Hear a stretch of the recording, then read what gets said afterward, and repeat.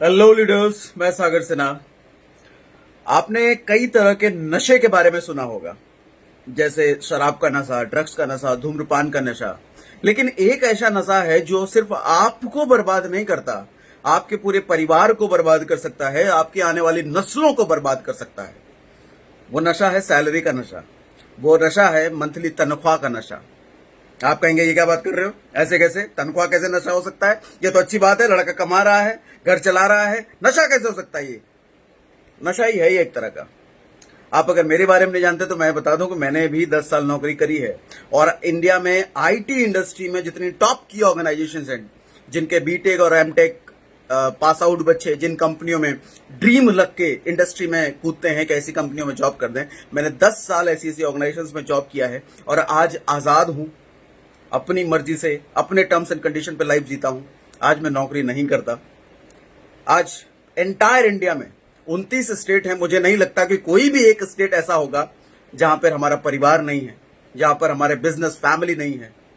हर एक स्टेट में आज हमारा परिवार है, हर एक स्टेट में आज हमारी टीम है, हर एक स्टेट में आज हमारा बिजनेस चल रहा है। मैं रहता हूं दिल्ली में, लेकिन एंटायर स्टेट में चल रहा है। कैसे होता है ये, कैसे हुआ ये? अब आप मुझसे पूछेंगे कैसे नशा है वो सैलरी वाली बात। देखो सर, अभी कोरोना, आपको पता है ना, लॉकडाउन चल रहा है। मेरे पास एक न्यूज़पेपर की कटिंग आई, उसमें था कि पिछले 2 हफ्ते में 5 करोड़ से ज्यादा लोग बेरोजगार हो गए। 5 करोड़ से ज्यादा लोगों की नौकरी चली गई सिर्फ 2 हफ्ते में। अभी लॉकडाउन तो पीरियड एक्सटेंड हुआ है, कितने करोड़ों लोगों की नौकरी जाएगी, जरा सोच के देखिए।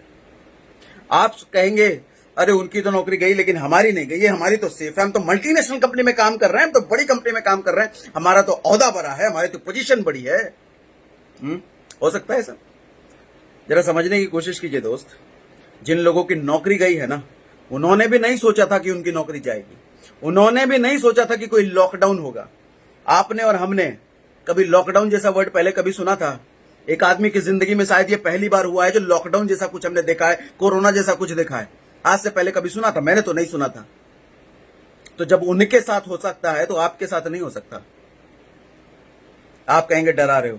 अगर आपको ऐसा लग रहा है कि डरा रहा हूं तो हाँ, मैं सच में डरा रहा हूं, सच में डरा रहा हूं, अवेयर कर रहा हूं स्टेप लेने के लिए।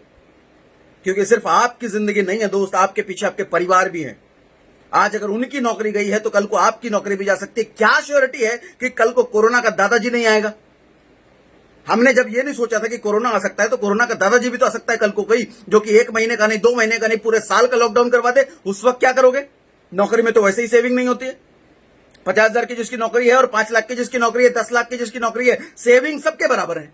क्योंकि 50,000 की नौकरी वाले के खर्चे उतने ही हैं, 5 लाख वाले के खर्चे उसने बढ़ा रखे हैं, 10 लाख वाले खर्चे उसके और बढ़ा रखे हैं। तो सेविंग सबकी बराबर है। ये 1 महीने 2 महीने ज्यादा चलने वाला है नहीं।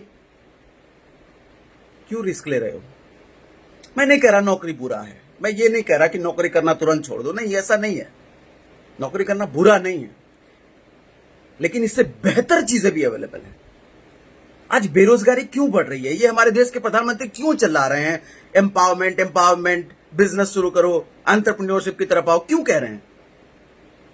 खतरा है सर, खतरा है।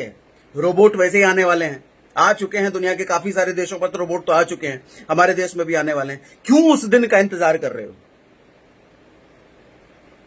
बच्चे भी होंगे आपके पीछे, शादी हुई, शादी अगर नहीं हुई है तो कल को होगी, कल को बच्चे भी होंगे, परिवार बड़ा होगा। कुआं तब नहीं खोद पाओगे जब प्यास लगी हो। कुआं तभी खोदते हैं जब प्यास नहीं लगी हो। समझिए दोस्त, समझिए। ऊपर वाले का इशारा है ये, शायद अलर्ट कर रहा है, शायद अवेयर कर रहा है। पहले घंटी बजा दी कि समझ जाओ, आज कल को कोरोना का दादाजी भेजूंगा तो समझ नहीं पाओगे। सैलरी, नौकरी, नशा ही है, नशा ही है ये। क्योंकि आराम से पर मंथ की सैलरी का नशा जिसको लग गया उसको हिलने का मन नहीं करता। कौन इतनी मेहनत करे, कौन पार्ट टाइम में काम करे? लेकिन उनको समझ में नहीं आ रहा ये पार्ट टाइम का काम सिर्फ 2-3 साल करना है, और वो जो फुल टाइम का काम है मरते दम तक करोगे। लेकिन जिस मोमेंट आपकी नौकरी जाएगी उसी मंथ इनकम फिर जीरो हो जाएगी। लेकिन जब उस वक्त और इनकम जीरो होगी ना दोस्त, आपके खर्चे बड़े हो चुके होंगे। कितने साल की तक नौकरी कर लोगे, जरा बताओ तो? उम्र के 50 साल तक नौकरी कर लोगे, तब तक से पुर्जे हो सकता है ठीक ठाक रहे। उसके बाद पुर्जे काम करेंगे नहीं शरीर के, तो कहां से नौकरी कर लोगे? और अगर प्राइवेट जॉब में हो पेंशन तो आने का नहीं। परिवार में बच्चे बड़े हो चुके होंगे। जब आपके 50 साल की उम्र होगी तो आपके बच्चे की उम्र कम से कम 25 साल तो होगी। 25 साल वो एज है जहां पे हायर स्टडीज के लिए अच्छे अच्छे पैसे चाहिए, ज्यादा पैसे चाहिए। दे पाओगे? इतनी सेविंग है? आज सेविंग नहीं है तो उस वक्त कहां से सेविंग निकल आएगी? लोगों को लगता है आकाशवाणी कुछ होगी, भगवान खुशखबरी देगा और अचानक से करोड़ों रुपए गिलाएंगे झोली में। ऐसा कुछ नहीं होने वाला है। आज जब सेविंग नहीं है, आज 3 महीने अपना घर नहीं चला पा रहे हो, उस समय कहां से इतना खर्चा ले आओगे? सोचिए दोस्त, सोचिए। खर्चे बढ़ रहे हैं, रिस्पॉन्सिबिलिटीज बढ़ रही हैं और कोरोना का आतंक भी बढ़ रहा है। कब निर्णय लोगे? सोचने की जरूरत है। सोचिए। हमने तो सोच लिया, हमने तो सिक्योर कर लिया। आज जहां हर इंडस्ट्री, हर बिजनेस इंडस्ट्री थर्रा रही है, कांप रही है कि कोरोना का लॉकडाउन जब ओपन होगा तो लॉकडाउन ओपन होने के बाद भी उनको रिकवरी करने में ना बहुत वक्त लग जाएगा। जो इकोनॉमी की क्राइसिस आई है, जो इकोनॉमी डाउन हुआ है, उसको रिकवर करने में बहुत वक्त लग जाएगा उनको।